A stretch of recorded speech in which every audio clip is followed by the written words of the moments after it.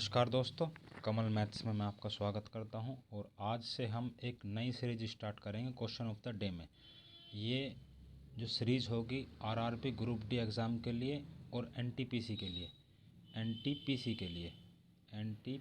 लिए इम्पोर्टेंट होगी। देखिए, एनटीपीसी में जो मैथ का लेवल है वो इतना हाई नहीं होता है जितना मैथ का लेवल ग्रुप डी में हाई होता है। आप जैसे पिछले प्रीवियस क्वेश्चन देख लीजिएगा, जो प्रीवियस एग्ज़ाम हुए हैं एनटीपीसी और ग्रुप डी के, आप उनमें देखेंगे तो मैथ का लेवल आपको पता लग जाएगा कि मैथ का लेवल किस पेपर में ज़्यादा हाई था बच्चों के लिए।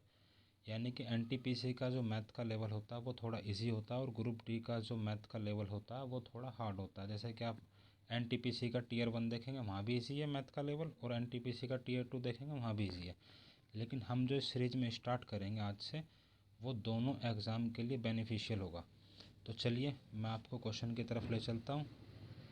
पहला क्वेश्चन ये रहा जो आज हम करने वाले हैं। सिंपल इंटरेस्ट का ये क्वेश्चन है और इस तरह का क्वेश्चन सिंपल इंटरेस्ट में काफ़ी ज़्यादा इंपॉर्टेंट होता है। यानी कि अगर सिंपल इंटरेस्ट का क्वेश्चन होगा तो इस क्वेश्चन के सबसे ज़्यादा चांसेस होंगे आने के लिए, क्योंकि ये क्वेश्चन इंपॉर्टेंट है। और ऐसा भी नहीं है कि हमको हार्ड क्वेश्चन करने हैं, हमको वही क्वेश्चन की सबसे ज़्यादा प्रैक्टिस करनी है जो सबसे ज़्यादा बार एग्ज़ाम में आए हैं या पूछे गए हैं, क्योंकि उन्हीं क्वेश्चन के आने के चांसेस ज़्यादा होते हैं। क्योंकि हार्ड क्वेश्चन करने का कोई फ़ायदा नहीं है। पेपर 80 to 90% नॉर्मल होता है या मॉडरेट लेवल का होता है। तो हम मॉडरेट क्वेश्चन की सीरीज़ करने जा रहे हैं। अगर फिर भी किसी स्टूडेंट्स को ऐसा लगता है कि भाई मुझे हार्ड क्वेश्चन करना है या फिर इस क्वेश्चंस को लेकर मैं आपको सॉल्यूशन दूं, तो आप मुझे वो क्वेश्चंस भेज सकते हैं, मैं उनके इजी वे आपको करने के बताऊंगा। तो चलिए आप क्वेश्चन पढ़ लेते हैं। क्वेश्चन इस तरह से है कि 4,000 रुपये की राशि को 2 हिस्सों में कर्ज पर दी जाती है। एक भाग 8% साधारण ब्याज पर और दूसरा भाग 10% साधारण ब्याज पर। यदि वार्षिक ब्याज 352 रुपये हो तो बताइए कितनी राशि 8% साधारण ब्याज पर कर्ज दी गई। अब देखिए, इस क्वेश्चन को करने के मैं आपको कई तरीके बताऊंगा। यहाँ से मैं उन स्टूडेंट्स को भी सिखाऊंगा जो मैथ में बिल्कुल ज़ीरो हैं, और उन स्टूडेंट्स को भी सिखाऊंगा जो मैथ में काफ़ी कुछ सीख चुके हैं। तो ध्यान से देखिएगा मेरा करने का पहला तरीका यह है कि आप 4,000 रुपये लिख लीजिए। 4,000 रुपये को 2 हिस्सों में किस प्रकार बांटेंगे, एक एक्स हो गया और दूसरा कितना हो गया 4,000 माइनस एक्स। क्लियर है। एक हिस्सा मतलब किसी भी चीज़ को अगर 2 बराबर भागों में बांटना है तो एक हिस्सा एक्स हो गया और दूसरा कितना हो गया 4,000 एक्स, 4,000 माइनस एक्स।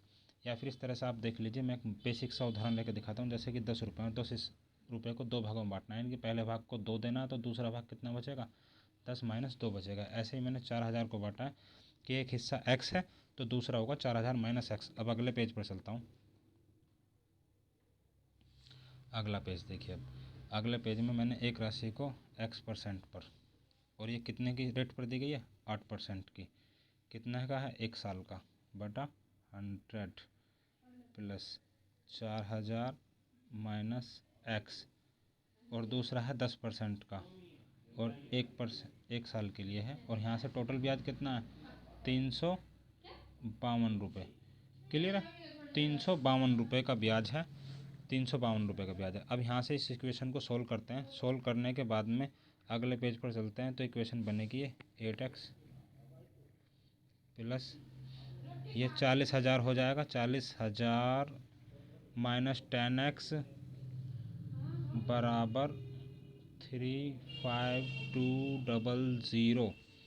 अब यहाँ से 2x की वैल्यू कितनी आ जाएगी, सोल्व करेंगे तो 4800, और x की वैल्यू कितनी आ जाएगी 200, यानी कि x की वैल्यू कितनी हो जाएगी 2400। और क्वेश्चन में यही पूछा है कि 8% के रेट से कौन सी राशि दी गई है। 8% से कौन सी राशि दी गई है 2400 रुपये। और अगर 10% से पूछते तो 4,000 में से ही माइनस कर देंगे। क्लियर है। ये था मेरा करने का इसे पहला तरीका। अब दूसरा तरीका देखते हैं, दूसरा तरीका करने का। चलिए मान लीजिए 352 रुपये का ब्याज है, 352 रुपये का, इसे सही कर लेते हैं। 352 रुपये का ब्याज है, 352 रुपये का ब्याज है, तो इसे ठीक कर लेते हैं। अब इसे ठीक कर लेते हैं 352 रुपये का। मैं कंबाइंड रेट निकालता हूँ यहाँ से। ₹352 पर 4000 की कंबाइंड रेट ऐसे निकलेगी। यहाँ से इसे काट दो तो रेट आएगी 8.8% की। क्लियर है? 8.8% की रेट आएगी। अब इसमें मैं एलिगेशन लगाऊंगा।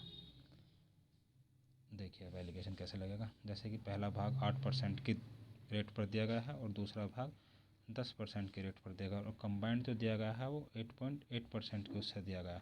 तो यहाँ से इसे जब घटाएंगे तो ये आएगा कितना 1.2 और ये आएगा कितना 0.8। तो रेशियो कितना आएगा 3:2। टोटल 5 बराबर कितने के 4000 के। तो 1 यूनिट की वैल्यू यहाँ से कितनी आएगी 800 रुपये। 1 यूनिट की वैल्यू 800 रुपये तो 3 की कितनी आ जाएगी 2400 रुपये। 2400 रुपये। और दूसरे कितनी आ जाएगी 1600 रुपये। क्लियर है? दूसरी कितनी आ जाएगी 1600 रुपये। दूसरा तरीका इस सवाल को करने का ये था। अब अगला तरीका देखते हैं इसे करने का।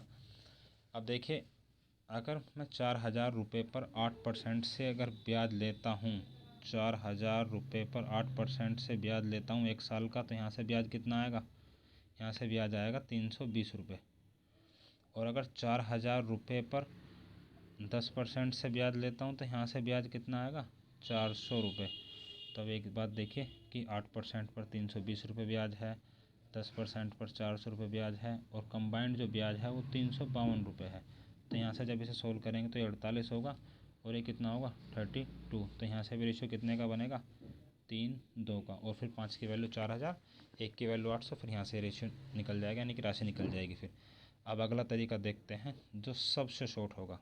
सबसे शॉर्ट होगा तो ध्यान से देखिए। हम अब कलर चेंज करते हैं उसे बताने के लिए क्योंकि वो मेरा तरीका है करने का।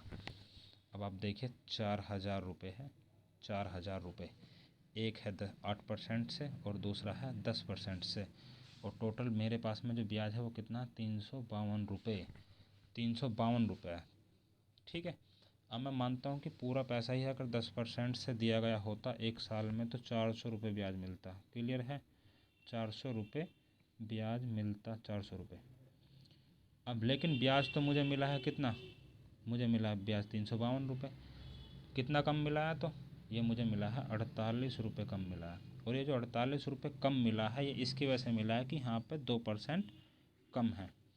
तो इस 2% की वजह से ही 48 रुपये कम ब्याज मिला है। तो 1% की वैल्यू कितनी हो जाएगी 1% की वैल्यू हो जाएगी 24। तो 100% की वैल्यू कितनी हो जाएगी 2400 रुपये। यानी कि 8% से जो राशि दी गई थी वो कितनी आ गई 2400 रुपये। 2400 को इसमें से घटाएंगे तो 10% से कितनी राशि दी गई है 1600 रुपये। क्लियर है?